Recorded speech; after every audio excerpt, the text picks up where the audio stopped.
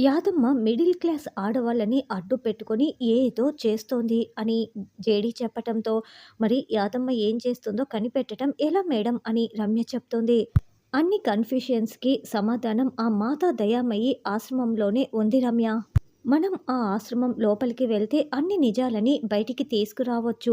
చూడు, మనమిద్దరం కూడా ఆ ఆశ్రమం లోపలికి సాధారణ ఆడవాళ్ళలాగా ఎంట్రీ ఇవ్వబోతున్నాము అని ధాత్రి చెప్పటంతో, అలాగే మేడం నేను రెడీ అని రమ్య చెప్తుంది.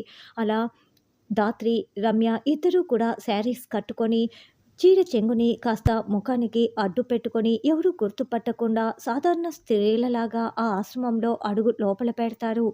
చూడండి, మనకు ముగ్గురు ఆడవాళ్ళు తగ్గారు అంటే మనకు 3 చోట్ల సప్లై తగ్గిపోతుంది.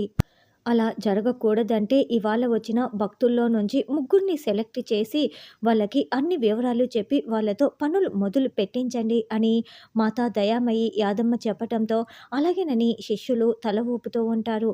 అలా ధాత్రి, రమ్య, కేదార్ ముగ్గురు కూడా ఆ ఆశ్రమం లోపల అడుగులు లోపలికి వేస్తూ లోపలికి మొత్తం కూడా గమనించుకుంటూ వస్తూ ఉంటారు. అలా ధాత్రి, రమ్య ఇద్దరూ కూడా యాదమ్మ ముందు మోకరిల్లి కూర్చొని ఉంటారు. "అమ్మా! మేము మీకోసమే వచ్చామమ్మా" అని ధాత్రి దండం పెడుతూ బాగా నటిస్తూ మాట్లాడుతూ ఉంటుంది. "చెప్పండి మీ సమస్య ఏంటి?" అని యాదమ్మ అంటుంది. "అమ్మ, మెడలోకి ఒక్క బంగారు నగ కూడా లేదమ్మా వేసుకోవటానికి. ఒక్క నగైనా కొనుక్కొని మెడలో వేసుకోవాలని ఉందమ్మా. మీరు ఎన్ని పూజలు చేయమన్నా చేస్తాము. ఏం చేయమన్నా చేస్తాము. ఎన్ని ఉపవాసాలు ఉండమన్నా ఉంటామమ్మా. నేను మాత్రం బంగారు నగలు కొనుక్కొని మెడలో వేసుకోవాలమ్మా" అని ధాత్రి నటిస్తూ అడుగుతూ ఉంటుంది.